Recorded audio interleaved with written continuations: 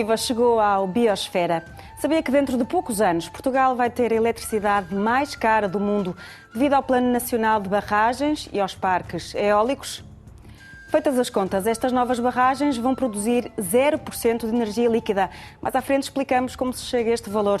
No entanto, o Estado comprometeu-se a dar às concessionárias hidroelétricas 49 milhões de euros por ano, haja ou não produção. Confuso? É natural. Estas são algumas das verdades pouco divulgadas do Plano Nacional de Barragens. Fique connosco. O Biosfera conversou com João Joanás de Melo, o autor de um memorando assinado por diversas ONG e entregue recentemente à Troika, que põe a nu vários números. Com o especialista em energia José Pinto de Sá, fizemos as contas da produção nula das novas barragens.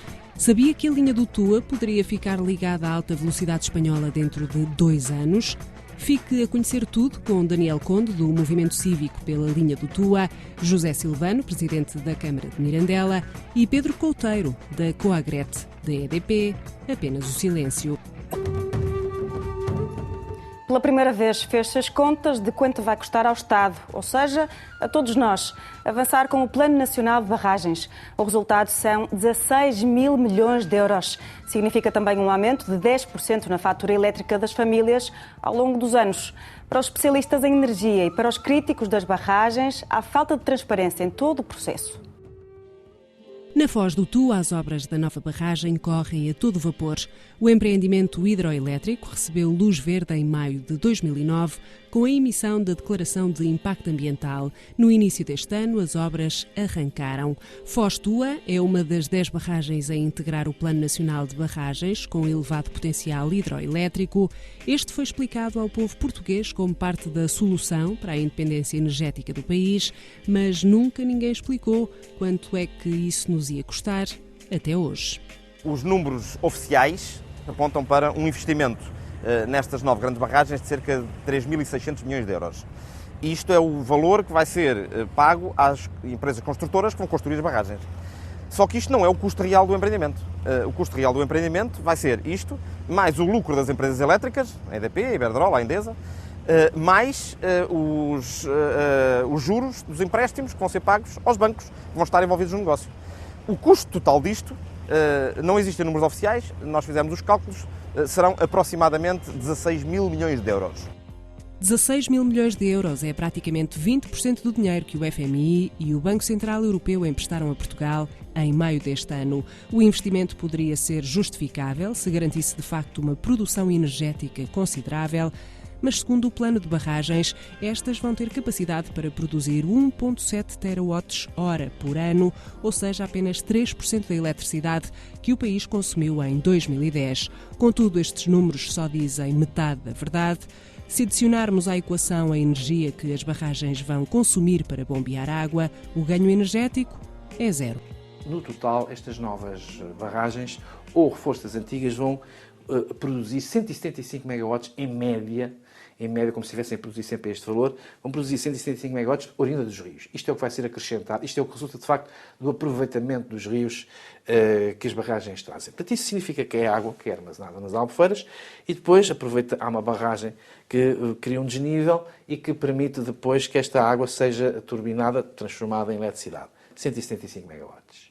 Mas, além disso, as barragens vão consumir, portanto, funcionando não como produtoras de energia elétrica, mas como consumidores de energia elétrica, como estações elevatórias de água, vão funcionar ao contrário, e consumir 750 megawatts em média de origem eólica para levar a água de baixo para cima do rio. Os 750 megawatts que consumiram das eólicas são devolvidos, mas não em 750, mas em 565, portanto, que são 3/4 daquele valor.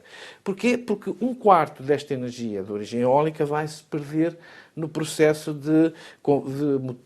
primeiro de bombagem e depois de turbinagem. Estes processos não têm um rendimento perfeito, há perdas, e essas perdas são sensivelmente 25%, 1/4. Portanto, a energia total que é entregue à rede vão ser de 750, que é 1/4 da origem do rio e 3/4 da origem no vento. Mas estes 750 limitam-se a igualar os que são consumidos da origem eólica e, portanto, o saldo é nulo.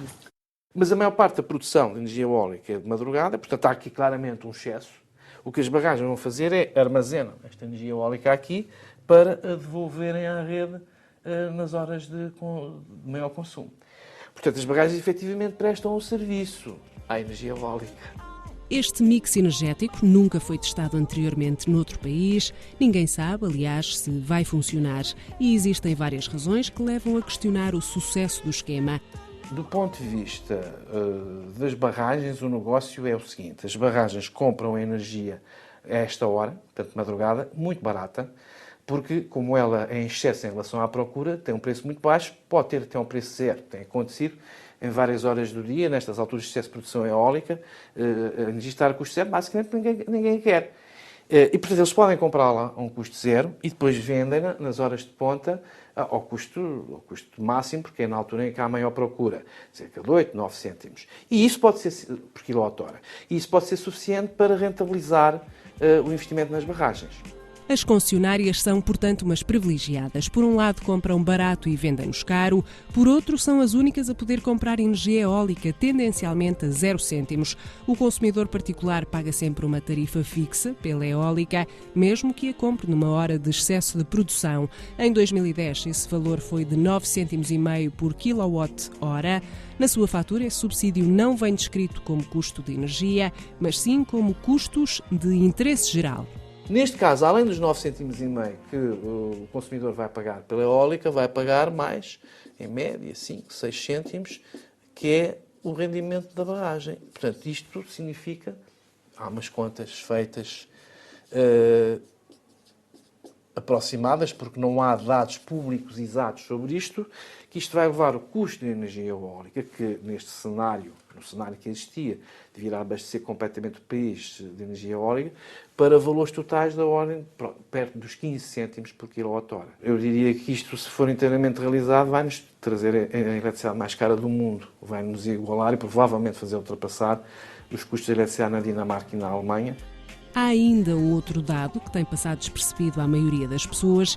O Governo vai dar um subsídio de 20 mil euros por megawatt instalado a todas as centrais produtoras de energia, mesmo que nunca produzam nada. Isto traduz-se numa despesa de 49 milhões de euros anuais. O nome dessa legislação é um incentivo à potência garantida. Ou seja, por uma central elétrica existir, seja ela hídrica ou termoelétrica, ela tem direito a receber o subsídio do Estado, só para estar lá parada à espera de talvez ser preciso pôr lá a funcionar. Bom, portanto, por outras palavras, isto é uma renda. Mas não pense que são só as barragens que recebem subsídios. Segundo a entidade reguladora dos serviços energéticos, os custos económicos de interesse geral foram, em 2011, 2.406 milhões de euros, ou seja, 33,4% do que pagamos na fatura elétrica são apoios. Desse bolo, a maior fatia de subsídios vai para as energias fósseis. A seguir, aparecem as renováveis. 241 milhões de euros são entregues às autarquias e as regiões autónomas têm ajudas na ordem dos 4%. Os restantes 10% incluem verbas para planos de promoção de eficiência de consumo e para a ERSE, entre outros.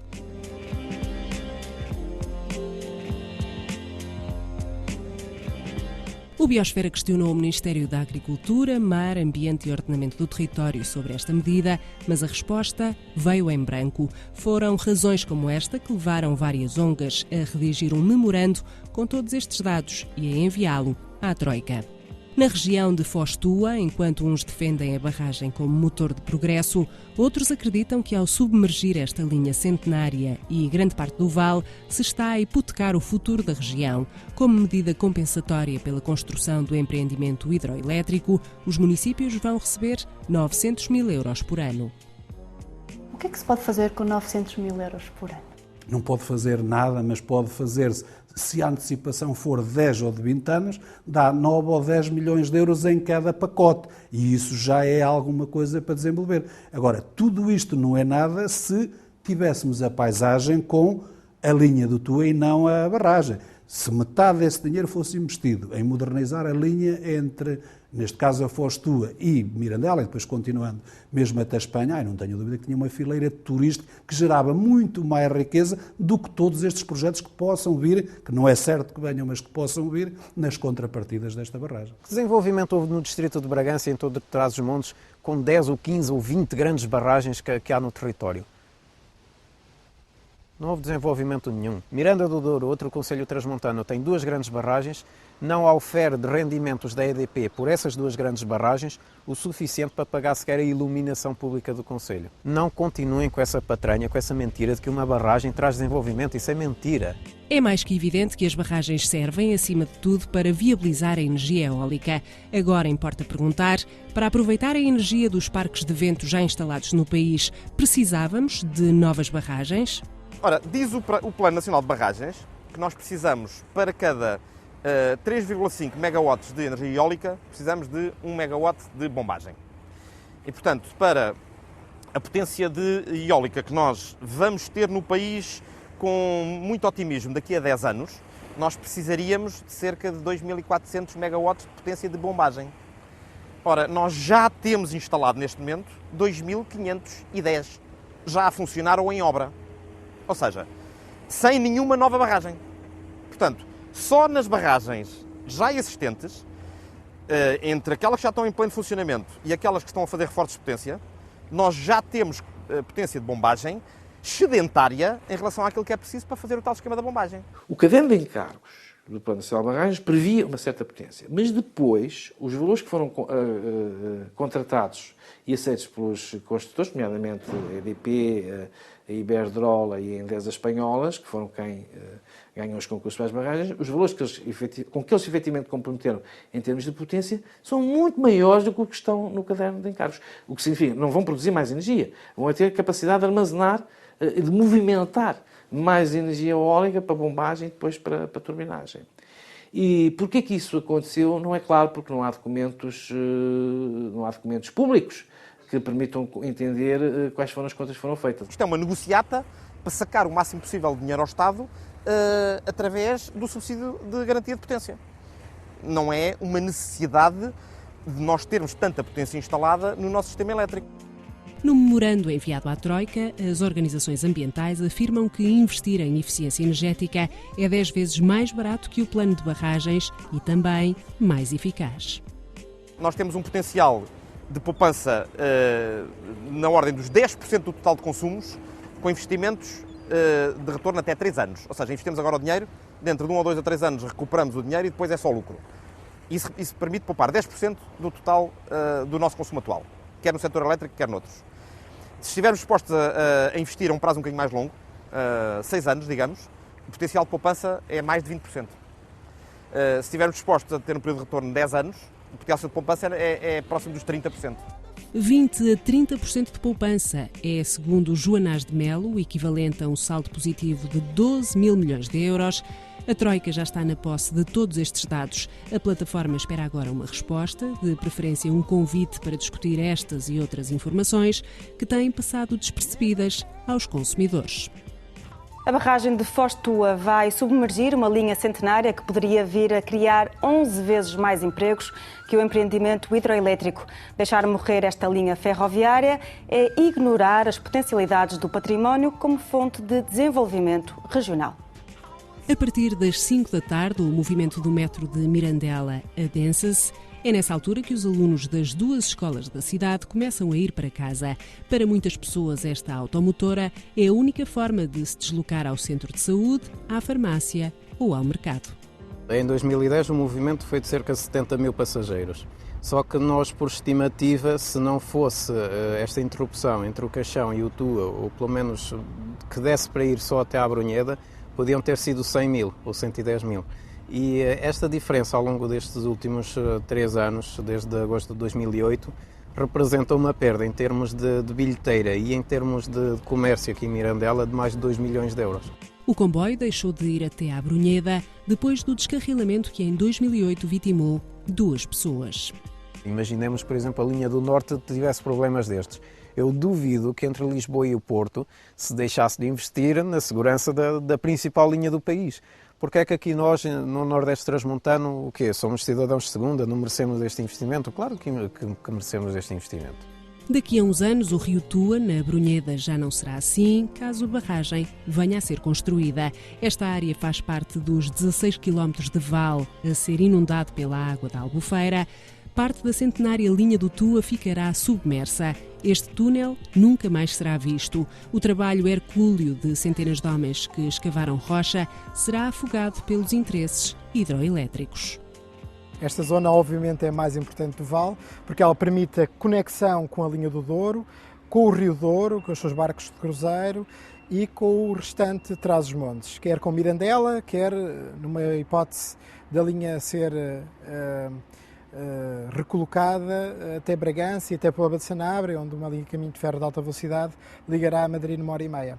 Acho que isto basta para qualquer pessoa de bom senso e de bom coração pensar um pouco que o futuro da região estava em grande medida neste projeto que está agora amputado de forma quase que definitiva por esta barragem. A barragem é a última machadada de uma morte lenta a que a linha do Tua tem sido sujeita. Em 1991 estava aberta em toda a sua extensão 133,8 km. O dia 17 de dezembro desse ano marca o início do fim. Uma composição descarrilou no caminho de Macedo Cavaleiros até Bragança.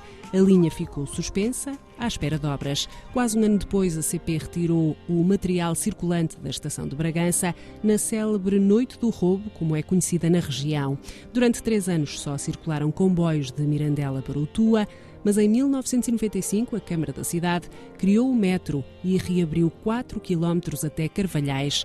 Esta estação é hoje o fim da linha. Reabrir os 76 km até Bragança é uma aspiração de Daniel Conde, do Movimento Cívico pela linha do Tua, mas o movimento quer ainda mais. Nós temos de reivindicar a construção de um canal, de uma via férrea, que ligue Bragança à Puebla de Sanabria. E isto porquê? Porque passaria pelo aeródromo de Bragança, que quando for renovado vai conseguir receber aviões do porte de um 737, são 200 passageiros por avião, e puxar para si também algumas companhias low cost. Ou seja, por exemplo, nós de Paris teríamos voos diretos para Bragança. Passando a fronteira, chegaremos até à Puebla de Sanabria, que daqui a 1 ou 2 anos vai ter uma estação de alta velocidade, na linha de alta velocidade Madrid-Vigo. Especialistas em mobilidade e em turismo acreditam na possibilidade de se criar um oito ferroviário onde se pudesse ligar Salamanca ao Douro através do Tua e seguir até Puebla de Sanabria. Daí poderia apanhar outro comboio, por exemplo, para Santiago de Compostela e descer até ao Porto.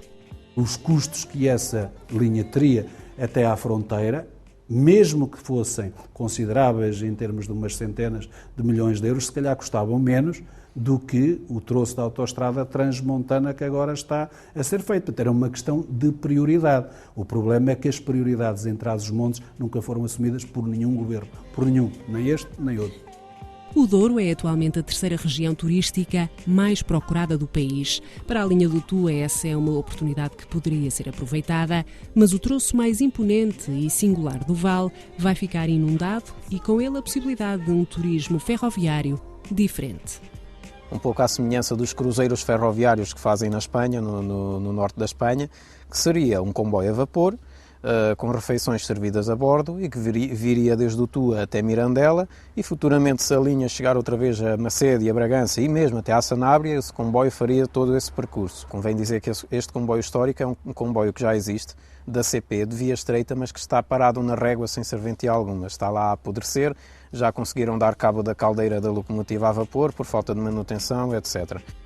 Com esta ideia, Daniel Conde, gestor de formação e funcionário do Metro de Mirandela, ficou em terceiro lugar no concurso Acredita Portugal. A CP nunca quis recebê-lo para conhecer o projeto. Este integra ainda comboios Aventura, que funcionariam como complemento de mobilidade ao rafting. Estudos feitos em universidades portuguesas demonstraram que o turismo ambiental e cultural na zona do Tua geraria 11 vezes mais empregos por milhão de euros investidos do que a barragem criará. Como medida de compensação pela submersão da linha, a EDP deveria, por obrigação do caderno de encargos, construir um novo troço ferroviário, mas esta possibilidade nunca foi realmente levada em linha de conta. A desculpa foi da EDP que se eles tivessem de construir uma alternativa ferroviária, que teriam que desistir da barragem. Pois bem, mas era obrigação deles que desistissem da barragem.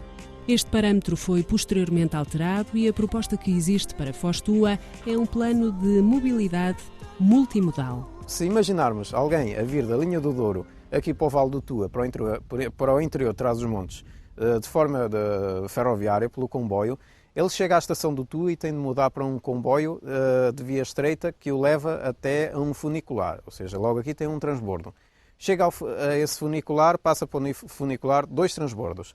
Chega à parte de cima, ao coroamento da barragem, e tem de atravessar a pé todo o coroamento da barragem até chegar a um ancoradouro já na Albufeira do Tua, 3 transbordos, e tem de andar 400, 500 metros a pé, faça chuva, faça sol.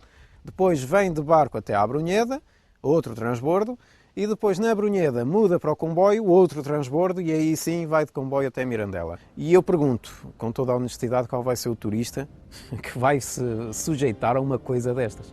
É conhecido o potencial de eutrofização das albufeiras das barragens e, neste caso, o turista pouco poderá apreciar nas margens, já que estas vão estar sempre despidas devido à alteração constante do nível das águas. Aliás, a flora mais rara e que, segundo muitos botânicos, deveria ter dado ao Val do Tua o estatuto de proteção da rede Natura, vai ficar submersa com a barragem. O turismo de barragem aqui é pouco provável, pode ser obviamente incentivado através da injeção de dinheiro e de uma promoção um pouco histérica de qualquer coisa que de facto não representa um bom produto. Não de todo.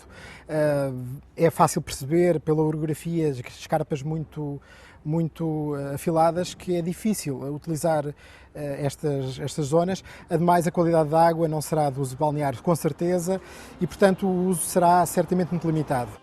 O movimento cívico da linha do Tua, os ambientalistas e o município de Mirandela acreditam que ainda é possível travar a barragem e reabilitar a linha. Esperam com expectativa o parecer da Troika sobre o Plano Nacional de Barragens e mantêm sempre presente na memória a história de Foscoa. O Pardão já ia a meio quando as obras pararam definitivamente. Há toda uma dinâmica cultural, económica e social que pode ser bem mais rentável do que alguma vez uma barragem venha a criar. A continuar o projeto da barragem ganha a visão curta e o lobby da energia. Se parar, ganhamos todos.